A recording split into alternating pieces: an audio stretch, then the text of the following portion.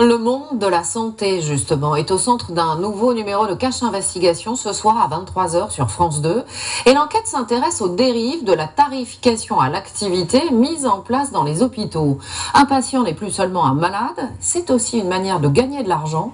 Écoutez plutôt le témoignage de cette infirmière qui raconte comment on lui demande de maintenir en vie certains mourants parce qu'une journée de plus rapporte 800 € à son service. Regardez cet extrait.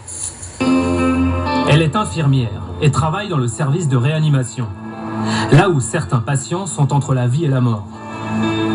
Pour la première fois, elle, qui n'appartient à aucun syndicat, accepte de témoigner.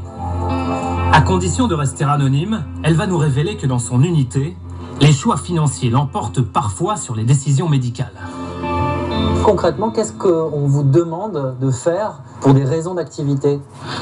Ça va être un acte de décès, au lieu de le noter à l'heure fixe, c'est-à-dire 23h55 pour un patient qui aurait décédé tel jour, ça va être noté à 0h15 parce que ça fera une facturation d'un jour de plus sur le service.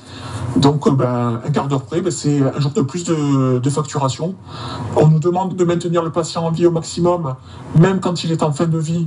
On nous demande de le maintenir, par exemple, 48 heures d'affilée, alors que c'est des soins palliatifs qu'on devrait faire simplement et attendre la fin de vie du patient. On nous demande de mettre en place des produits, c'est de la noradré, c'est de la rénaline, c'est des produits qui sont là pour remonter la tension du patient, pour permettre une activité cardiaque encore, alors qu'il n'y en aurait pas s'il y avait, ou ça chuterait s'il n'y avait pas ce genre de traitement.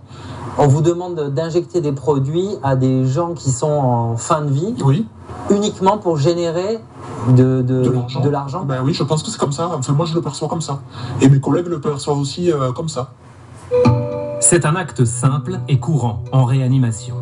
Réglé par le personnel médical, des seringues électriques injectent les substances nécessaires pour atténuer les douleurs ou aider le patient à survivre. Aujourd'hui, elles auraient donc aussi un objectif financier. Chaque jour supplémentaire passé en réanimation rapporte 800 € à l'hôpital. Le patient, il est oublié. C'est quand même lui qui est au cœur du système. Enfin, je veux dire, moi, c'est pour lui que je travaille à la base. C'est pas pour les financiers ou pour la direction, pour ce genre de choses. C'est pour le patient que je suis là. Et dans